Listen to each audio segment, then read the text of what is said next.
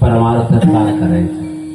करा हरी भक्ती परलोकी येईल कामा, सोडविल यमा पासोनिया। ही हरिभक्ती तुम्हाला परलोकात कामाला येणार आहे, बाकी इथं काही येत नाही। कोण सोबत येते तुमच्या सांगा? पण संतांनी सांगितलं, बाबा या मायाजाळात सोडून माझ्या भगवंताला शरण जा, माझा भगवंत आपला साकर, पण ऐकत नाही। ज्यावेळेस काळ महाराज मेला येणार आहे त्या दिवशी देवच तुमच्या आडवा येणार आहे। गजेंद्र नावाचा एक हत्ती भागवतामध्ये खूप सुंदर वर्णन आहे।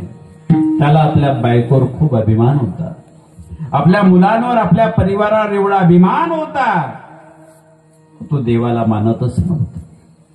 आणि एक दिवस गगनचुंबी वृक्ष आहे, सुंदर असं हिरवगार अरण्य आहे, आणि त्या अरण्यामध्ये एक सुंदर तलाव होता, पाण्याचा गच्च भरलेला शुद्ध पाण्याचा।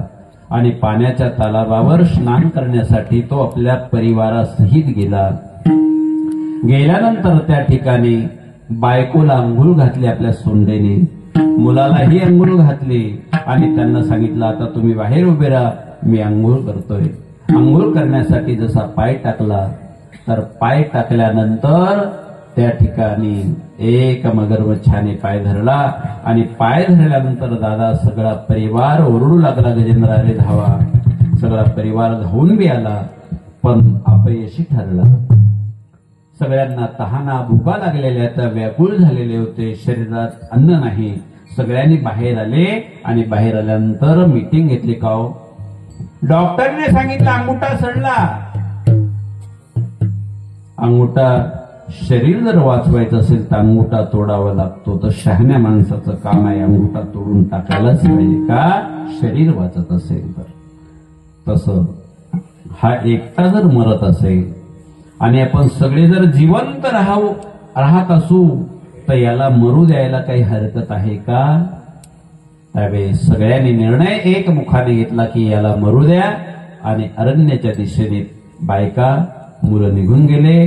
तेव्हा गजेंद्र ढसाढसा रडत होता, अरे मुलांनो, पण हे बाबा केव्हा कळो येईल अंतकारी, प्राण प्रयाणाचे वेळी। प्राण ज्यावेळेस तुमच्या इथून निघून जातील त्यावेळेस हे सगळं चित्र तुमच्या पुढे स्पष्ट होईल। मी माफी मागून बोलतो, कोणाला जर आपल्या परिवारावर अभिमान होत असेल तर एक मला 6 महिने अर्धांगवायू व्हावा, आणि अर्धांगवायू झाल्यानंतर त्या बाजेवर तुमचे लघवी संडास त्याच ठिकाणी असावे। हात जोडतील देवा याला तर घेऊन जा। नाग दाबून तिथून जातील, तुमच्या जवळ येणार नाही। एक बाबा आमच्या इकडे असेच होते, खूप अभिमान होता मुलावर। महाराज माझी सून करणार, नाही गेली तर मुलावर तर 100% माझा विश्वास आहे। या नारदाच्या गादीवर सांगतो, 3 वर्ष ते बाबा लघवी संडास त्याच्यातच सकाळी शेतात गेले की जसं नरकात माणूस खितपत्ते लघवी संडास केल्यानंतर संध्याकाळी येऊन त्यांना साफ करायचे। किती अवघड आहे। म्हणून विनंती अशी आहे, शूर ओळखावा रणी आणि साधू ओळखावा मरणी। मरणात साधूंची परीक्षा आहे, आपलं मरण असलं पाहिजे। हसत खेळत कबीरदाजी म्हणतात, जब हम पैदा हुए, आणि जेव्हा आम्ही जन्माला आलो तेव्हा जग आमच्याकडे पाहून हसत होतं, आम्ही रडत होतो। पण असे काम या संसारात केले, जात असताना जग आमच्याकडे पाहून रडत होतं, आणि मृत्यूला हसत हसत आम्ही कवटाळत होतो। ही मृत्यूची आणि ही आपली पेचान आहे। कारण वैष्णव कधीही मृत्यूला घाबरत नसतो, आणि सगळ्यात मोठं जगातलं दुःख असेल तर तो मृत्यू आहे। म्हणून गजेंद्राने त्याच पाण्यामध्ये एक कमळ होतं, आणि ते कमळ सोंडेने काय केलं, देवाकडे सांगितलं, देवा आतापर्यंत मी भ्रमात होतो, पण आज तुझ्याशिवाय मला पुण्य नाही। तुला म्हणे तुला सोडविला